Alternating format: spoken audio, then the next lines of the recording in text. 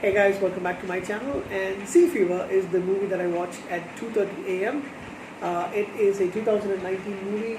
I tried to look at probably Irish the movie, but might have some. Yeah, it's a co-production between Ireland, Belgium, and United Kingdom, but it's mostly Irish actors, I believe. Um, and one Scottish actor and one Danish actress. So Sea Fever was 2019 science fiction thriller kind of a movie. It stars, and I'm going to probably Connie Nielsen is somebody who I've known for a while, and Dougray Scott, who is a Scottish actor. He's been in several things, and currently he's on Batwoman as he plays Kate Kane's father, and Hermione Corfield. So she plays the main actress in this movie. So it's basically about this young scientist who's, as part of a thesis or something like that, she is actually researching faunal behavior patterns. Try to unfeel that is, but basically it's about sea creatures and stuff. And she pays as it's for work, so she has to do it. She doesn't actually like going out in the field that much, but her boss basically tells her she has to do it. Her name is Siobhan. I think that's how you pronounce it. I've always been wondering how they pronounce this name, Siobhan, and I used to think it's Yeoman. No, it's actually Siobhan, I guess.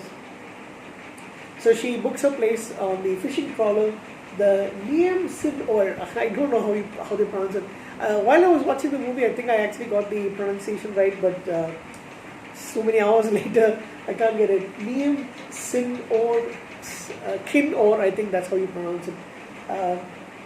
It's a Irish name, and it's got a group of 6. The skipper Gerard and his wife Freya, Dougray Scott, and Connie Nielsen. They have the ship's engineer Omid.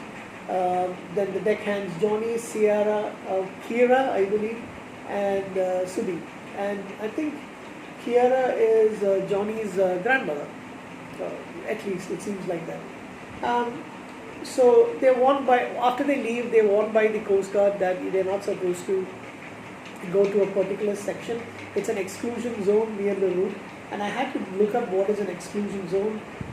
It's basically territorial division established for various purposes.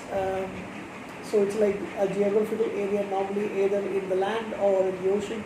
So like where there's some kind of activity, like the examples given is Chernobyl's exclusion zone, East Ural Nature Reserve, Fukushima exclusion zone. So you get the idea. But this is actually in the ocean. So there's a big section where they're not supposed to go to. However, they are direly in need of a nice big catch. And initially, although they welcome Siobhan quite with welcome arms, the moment she takes off her hat, they discover she's a redhead. And I found that odd because there are a lot of redheads in Ireland. But I believe the fishermen find the superstition. They find redheads to be, unlucky. So that's actually fine. So they run into little trouble on the way, and they find that there's something that's something that the ship is caught on, and they think it is a form of a giant squid. And they try to capture it, but it's really too heavy. Omid also finds out that something is sticking onto the walls of the engine room of the ship, and it's actually changing the texture of the board, of the wood, and they find that there's this some secretion kind of thing that's actually coming off that, and it's tendrils of this particular item. It's not a squid, it's some kind of a unidentified large sea creature, kind of like a squid, but it's luminescent and all that stuff. So if exposed to a wound, it can actually get into your blood system. So Johnny is the first guy who gets infected. They find another ship, but when there's no response, the skipper Gerard, Johnny, and Siobhan go onto the ship, and they find that people are dead, and one person has his eyes destroyed.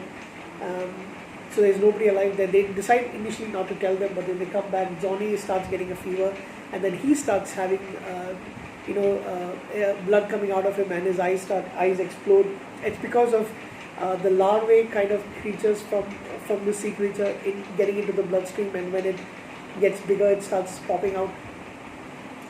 starts infecting everybody, and towards the end, Siobhan and Omid are the only two ones. And however, Siobhan finds that she's infected herself, so she sacrifices herself for she jumps into the thing so that Omid can actually, and you see towards the end that Omid actually gets rescued by.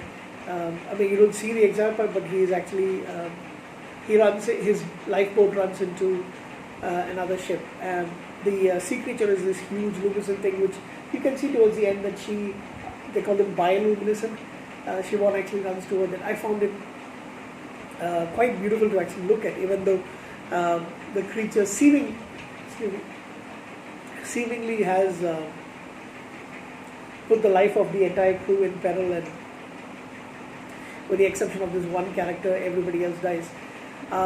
Not having met any of these, seen of these actors before, other than Connie Nielsen and Dougray Scott, I found that they did a fantastic job. I thoroughly enjoyed this movie. I think they did a bang-up job of acting. It's not really that high expensive to make a movie like this, where good characters, good acting skills, and a good script can actually make up the difference for a kind of like sci-fi horror. I can't really call it a horror, it's more like a science fiction thriller kind of a movie. And I found that this is actually a movie that is pretty good and you should have it in your collection.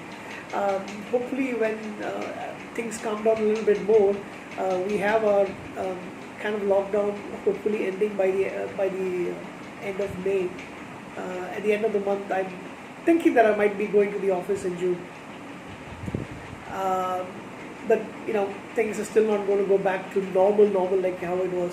But I think I can start ordering things online, like DVDs stuff for my collection, starting in June. So maybe this will be one of my first purchases that I get, because I did kind of enjoy it quite a bit. Even watching it that early in the morning. The movie I don't see any box office views for it, but I think this is something which most people should try and watch. I think it got positive reviews for the most part. Everybody should be commended for doing a bang-up job. I will give this movie an 8 out of 10. Awesome job. Thank you guys. So I'll catch you again pretty soon.